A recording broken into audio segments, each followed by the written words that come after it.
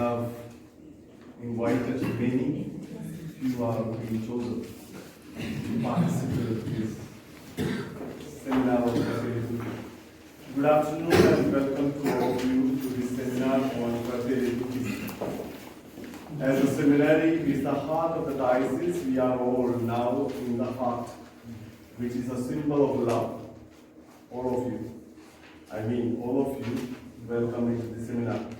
We are all brothers and sisters at the homes now. Fratelli Tutti calls for more human fraternity and solidarity, and that is a plea to reject wars. This document calls for true fraternity that eliminates all forms of tribalism and ethnocentrism that are eating deep into the fabrics of peace and love in our African society. The Encyclical in particular reflects on the mission of the Church. A missionary church does not restrict her mission to the private sphere. By not engaging in politics, the Church does not, however, renounce the political dimension of life itself. Attention to the common good and the concern for integral human development according to evangelical principles. In the name of human fraternity, what can be done? As Pope Francis emphasizes, let the dialogue be adopted as the way, common cooperation as the conduct, and the mutual knowledge as the method and the standard. Let's have a fruitful discussion in this seminar, and I wish all the very best to each presentator. We are eagerly looking forward to your presentations. Immediately after the prayer song, moderator for today's seminar, Seminarian Frederick Katombela, is invited to take up the chair and introduce the presentators to us. As we are Fratelli Tutti, our brothers and sisters, when the Father is acknowledged. Let's call upon God our Father as we have Jesus, our elder brother. I invite Seminarians Thaliath, Sebastian, Sanele, and Sister Sophia to lead us in prayer. We all rise in front of our Father.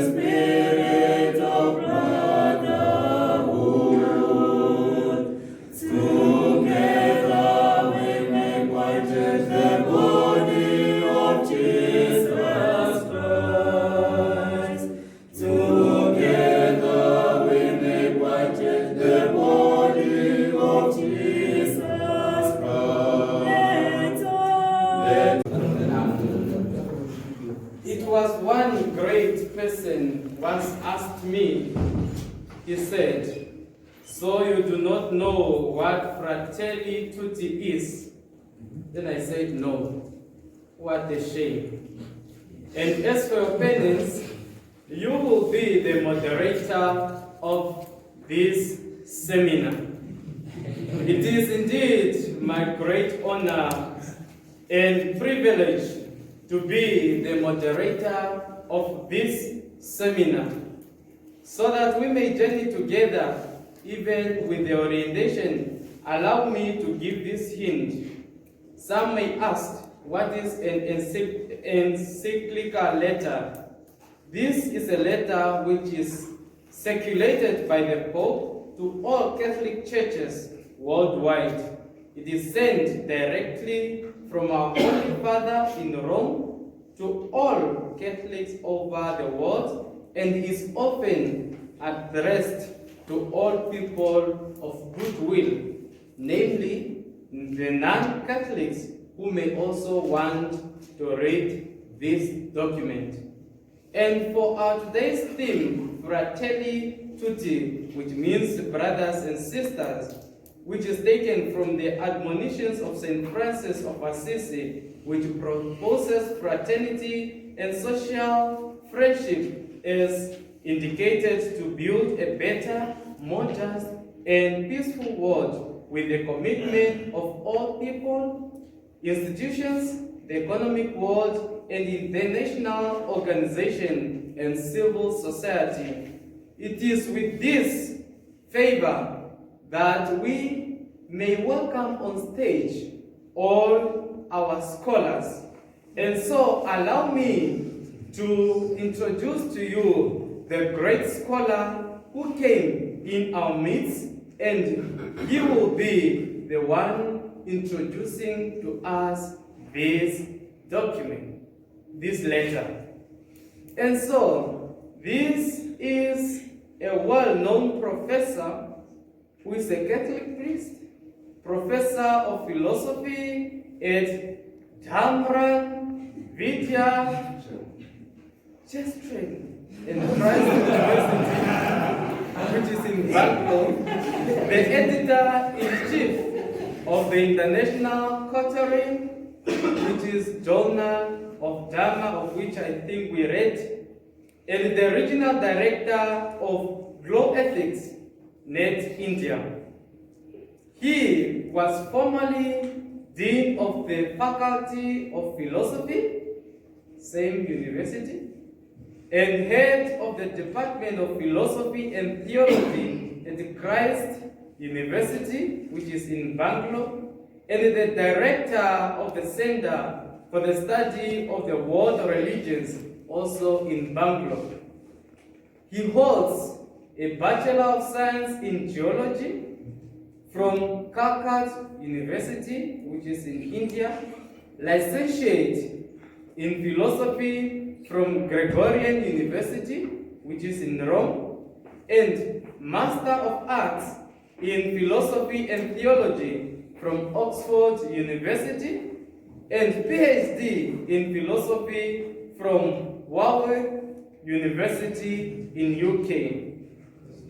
He is a Wittgensteinian scholar who contributes to the fields of philosophical anthropology, ethics, intercultural and interreligious dialogue, philosophy of language, and philosophy of religion.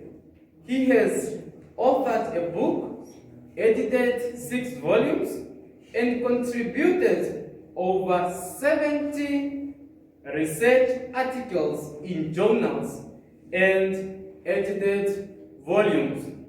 And this great person is Professor Jose Nandhikkara, CMI, and we welcome him on stage. Pope Francis, what a great Pope we have. So holy, so humane, so joyful, always encouraging and inspiring. Secondly, I enjoyed fraternity. I was born as the last born in a family of 7 children, thoroughly enjoyed my life with my sisters and brothers. When I was 14, 15, I joined Carmelites of Mary Immaculate and always enjoyed that fraternity.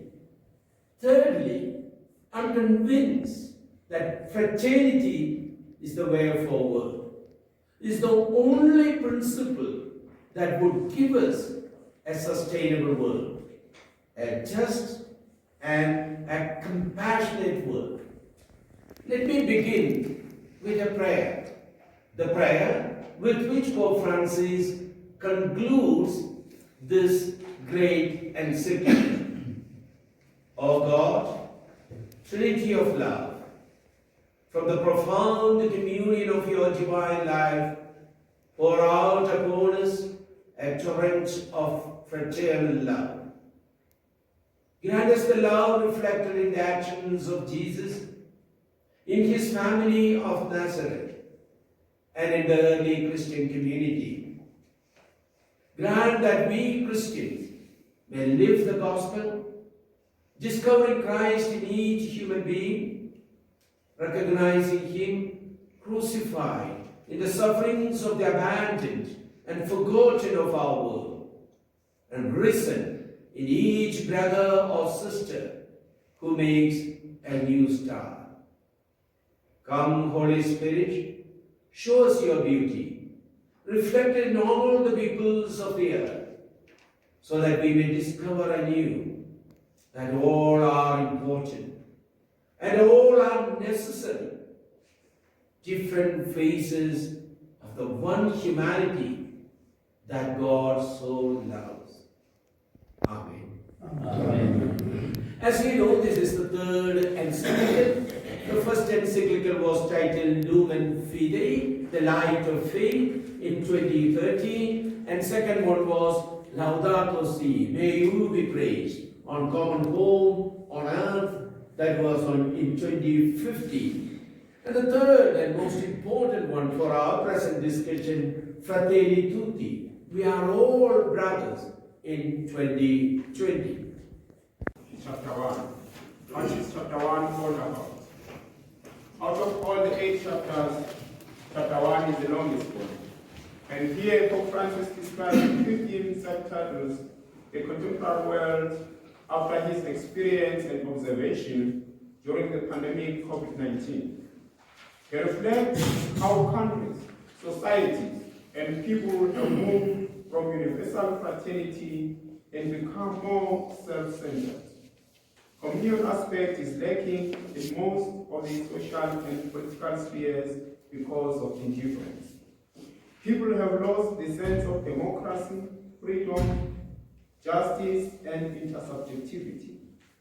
The market system favors the rich, and the poor become poorer because those in power are driven by greediness, without concern for the common good.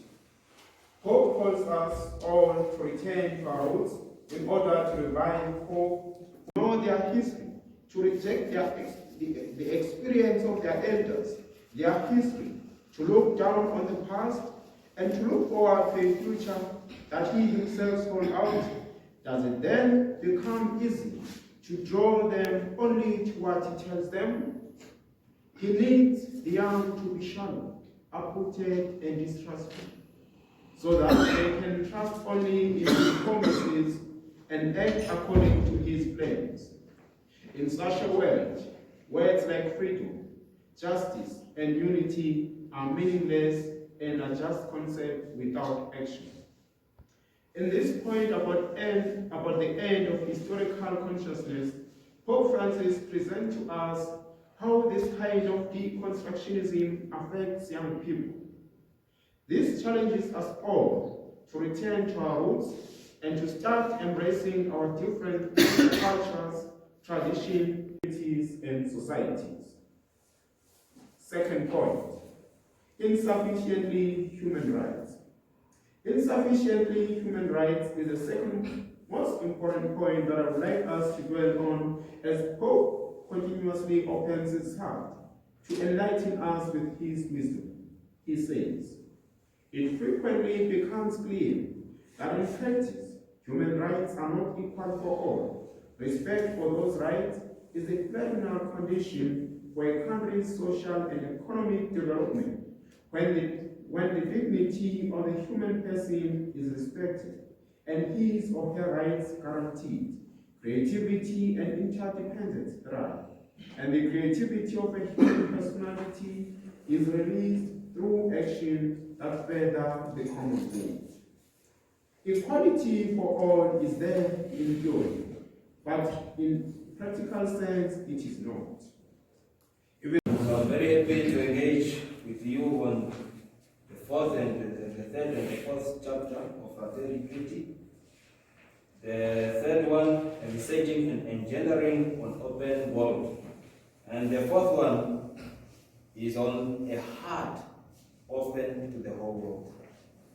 As we move into the third chapter of Fratelli Tutti, a researching and engendering an open world, it is lucidly clear that it is necessary to grow towards an open world where there is room for all. Human beings are created to live together and love one another. Everyone is hence called to move beyond him or herself, to break the cocoon of his or her own existence, and to make room in his or her life for being together with other human beings. This chapter makes it clear that a person is a person because of others. No one can mature or find fulfillment by withdrawing from others. In order to have a vivid comprehension of who we are, we need to encounter other people. Pope Francis exhorts us to respect each other because life exists where there is bonding, communion, and fraternity, and life is stronger than death when it is built on true relationships and bonds of fidelity. So people need to embrace the theological virtue of love, which is more than just a series of benevolent actions. This love which is spoken of in this chapter is not a love that only exists merely in the words of pronouncement, but a love that is expressed in words and deeds. The pontiff continues by explaining that social friendship is a love capable and transcending borders, thus making an open world. This fraternity is for all because our inherent dignity was given to us all freely by God, our Creator. Everyone is valuable. By these ways, we can envisage and engender an open world. The dying of Ubuntu spirit in Namibia. Ubuntu is a philosophy that states that I am because we are. The spirit of Ubuntu helps people to live united with great respect towards one another. It also promotes love for one another and recognizing the value and dignity of each human being. That is to say that all people of the world are welcome in Namibia. There is necessity for a new legal, political, and economic world order that can look after and deal with precisely these new problems on a global scale. The most pertinent thing is that there must be room even for the poorest to make their voices heard and take part in the decision-making process. And this is still a struggle in Namibia, that the poor voices are going unheeded. They have no opportunity to participate in decision-making. The aspect of gratuitousness needs to remain a fundamental attitude. The pulse of globalization and localization will always be present and cannot simply be suppressed or denied. However, we must ensure that they are brought to a viable balance. Globalization does not necessarily hinder the respect and growth of the local, it is also enrich it. Growing towards a greater universality does not mean that we have to standardize everything and abandon our own history and roots. It is a question of acting locally, but always with openness to a broader perspective. The Pope gives first some political approaches which destroys humanity. He specifically deals with populism and liberalism, which are supposed to be for dignity of humanity and equality. Instead, they define people, human beings, in a logical term without a deeper understanding. They overlook people the majority over individuals. Pope in paragraph 160 says, but this can degenerate into an unhealthy populism when individuals are able to exploit politically a people's culture under whatever ideological banner for their own personal advantage and continuing grip of power.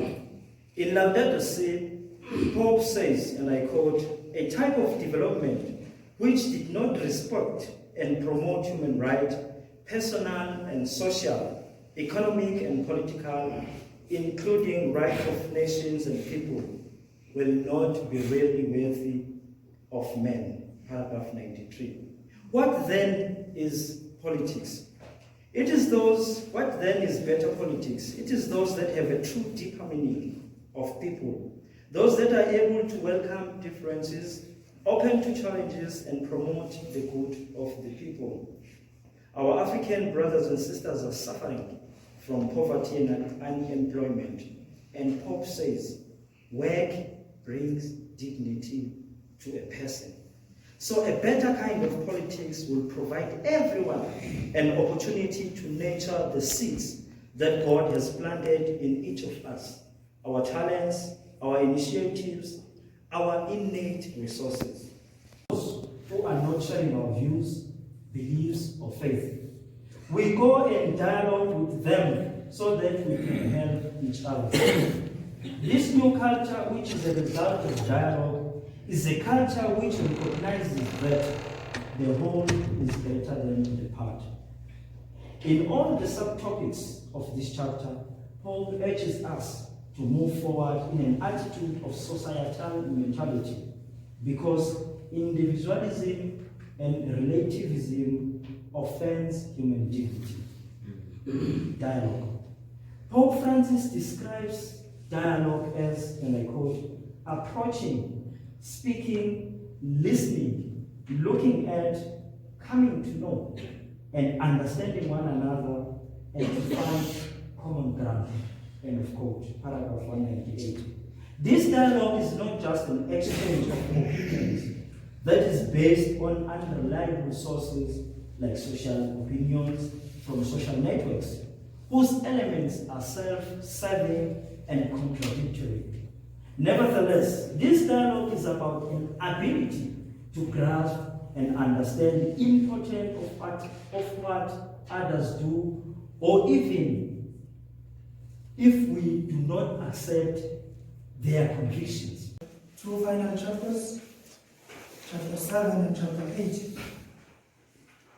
And we'll focus first on chapter 7, no to violence and wars. When we reflect upon the 7th chapter of the Encyclical, Fratelli Tutti, of the Holy Father Pope Francis, we see that it focuses more on the promotion of peace. The Holy Father outlines that peace goes hand in hand with truth, justice, and mercy. Paragraph 227 of this encyclical says, truth should not lead to revenge, but rather to reconciliation and forgiveness. Thus, when we reconcile, we will also learn to develop the cardinal virtue of love, of which this virtue we must exercise to each and everyone, not only to Catholics, as we are Catholics, not only to those of our tribal groups, families and friends, but even to the strangers and those who oppress us. When you begin to love those who oppress you, who always against you, you are helping them also to develop that fraternal love for you. You are helping them to change and look at you in different ways, with a heart full of love and forgiveness. With that kind of attitude, peace is promoted, and most importantly, we will learn to be at the service of one another. So this, in short, is the lesson of chapter 7 and 8 of the Encyclical Fratelli Tutti.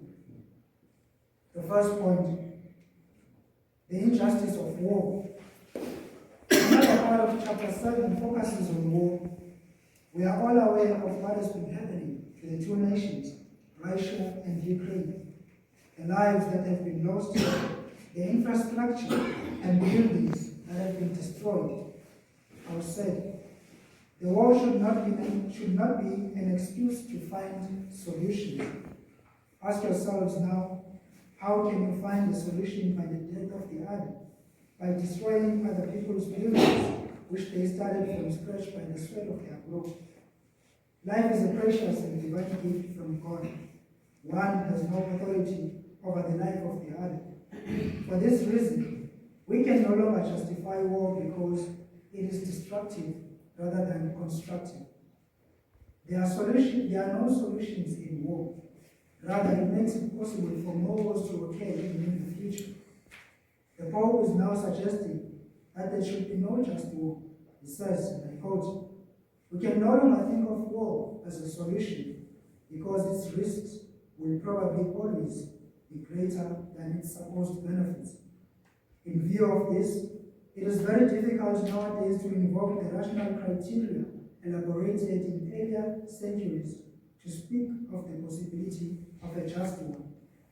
We live in unity and be at the service of one another as brothers and sisters in Christ. Around the world, there are a number of religions, and these religions recognize all human beings as the creatures of God. As we are all God's creatures, we need to form a relationship of friendship and fraternity. It is in this reason, thus, that this final chapter talks also about the violence in religion. That is not the way to go about it. We will hear more about it in our second point of this chapter. So now we focus on the first point, fraternal service as an ultimate foundation. This chapter of the Encyclical demands to us that there is some aspect of the service that Jesus was doing, as we see this evident in the Gospel according to Matthew chapter 20, verse 28. Jesus says, "The Son of Man came not to be served, but to serve." Therefore, the Pope also elucidated well and clearly in this encyclical when he says that, and I quote, "The church is a home with open doors because she is a mother."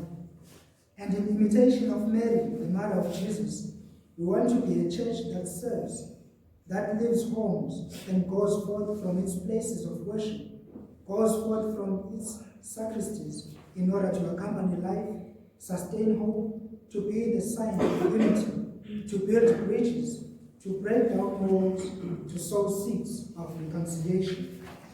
Moreover, the chapter demands us to go out and form interreligious dialogues with others because that is one key aspect which will bring us together into communion with one another and thus then the service of fraternity, because first and foremost, if there is no openness to the Father of all, we are convinced as believers that there will never be a solid and stable reasons for an appeal to fraternity.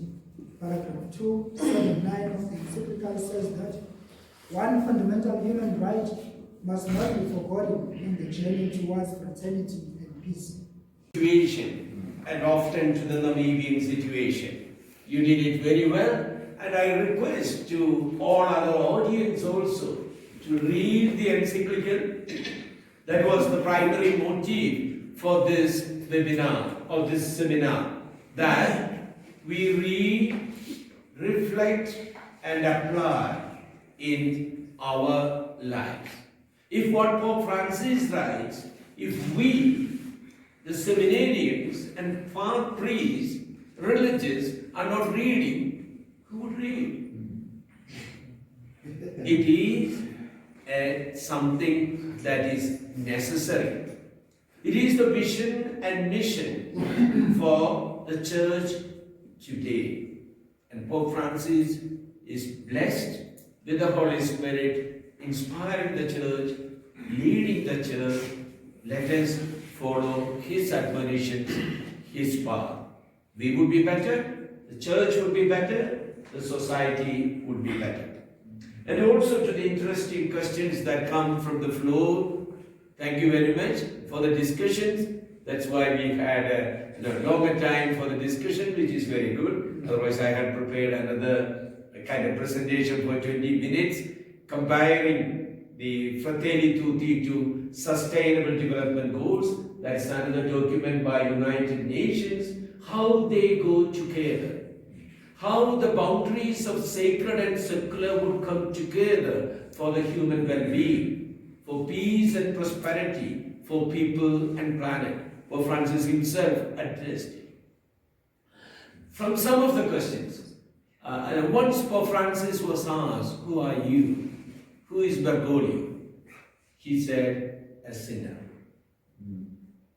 So when we ask number of questions, are we practicing? Does the church practice? And why are we not following Pope Francis? We are sinners. We are not yet freed. We don't need a Pope Francis or the Encyclical. Just believe the Gospels and practice it. Pope Francis is not teaching anything that is not given in the Gospel. The whole of the Encyclical is a reflection on Good Samaritan. And Jesus commanded, do likewise. So it is not lack of knowledge. We need the grace, we need the humility, and we need to make an effort. 30-fold is a harvest, 60-fold is harvest, 100-fold is harvest. We are all on the path from sinners to sainthood, to become saints. And Pope repeats, the only failure in life is not to become a saint. There was a question regarding the brothers leaving. Brothers leaving the seminary is not one leaving the 99, at least 99% of the time. It is finding the true vocation.